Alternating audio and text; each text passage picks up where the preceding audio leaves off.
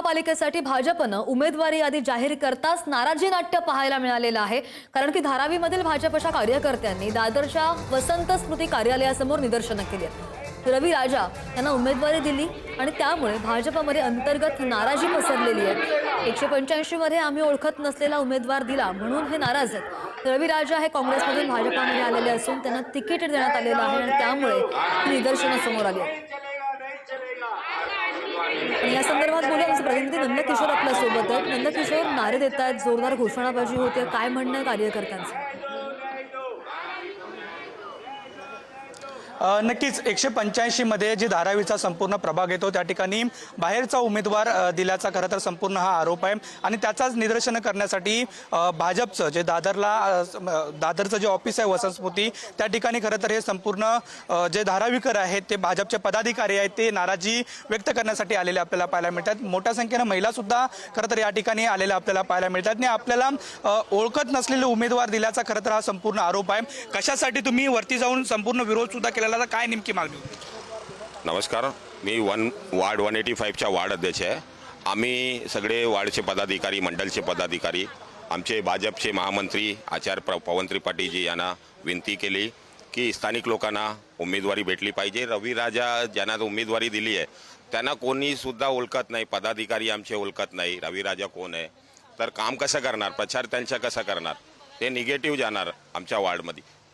यासाठी आम्ही स्थानिक उमेदवार कोण पण असू द्या त्याला उमेदवारी द्या, आम्ही सगळे पदाधिकारी त्यांच्या पाठी उभे राहू, पण बाहेरच्या उमेदवाराला इथे संधी देऊ नका असं आमची विनंती केली आहे। मोठ्या संख्येने महिला सुद्धा आहेत, तुम्ही ओळखता रवी राजांना? नाही, आम्ही ओळखतच नाही त्यांना। आम्ही एक कार्यकर्ता आहे, आम्ही त्यांना ओळखतच नाही। आम्ही स्वतः त्यांना कसे सपोर्ट करणार?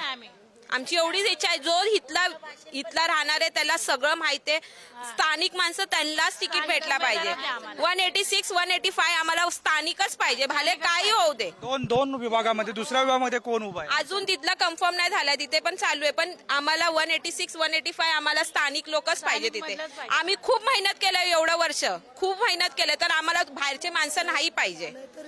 हम लोग बाहर का जो आए गए सब पदाधिकारी है ना, हम लोग सब रिजल्ट देंगे और घर में बैठेंगे।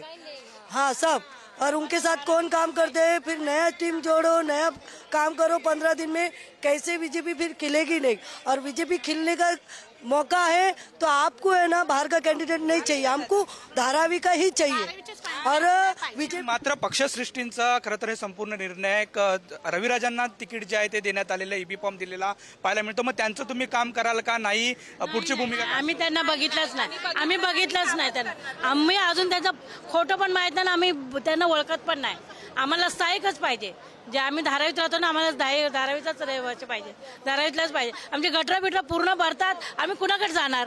आम्ही धारावीत असला तर धारावीकडे जाणार ना। पूर्ण काय व्हायलं ते स्वतः येऊ शकतात उठून घरातून, काय बाबा काय झालं, तुम्ही राहता कुठे, कोळीवाड्यात, तुम्ही तिथून येऊ शकता का? आम्हाला काय प्रॉब्लेम झाल्यावर येऊ शकता काय? अर्ध्या रात्री आम्हाला काय झाल्यावर तुम्ही आमच्यासाठी येऊ शकता? आमचे तिथले स्थानिक असेल तर ते येऊ शकतील आमच्यासाठी, आम्हाला स्थानिकच पाहिजे। 186 185 आम्हाला स्थानिकच उमेदवार। एकंदरीत ही संपूर्ण पक्षांतर्गत जी नाराजी आहे ती सध्या पाहायला मिळते। वसंत स्मृती जे आहे दादरचं भाजपचं जे कार्यालय त्या ठिकाणी खरं तर संपूर्ण महिला असू दे किंवा संपूर्ण पदाधिकारी असू देत या ठिकाणी आलेले आपल्याला पाहायला मिळतात आणि आपल्याला स्थानिक विनंतीला मान देऊन आता काही निर्णय होतो का याचा सुद्धा अपडेट घेत राहू। धन्यवाद दिलेल्या माहितीसाठी।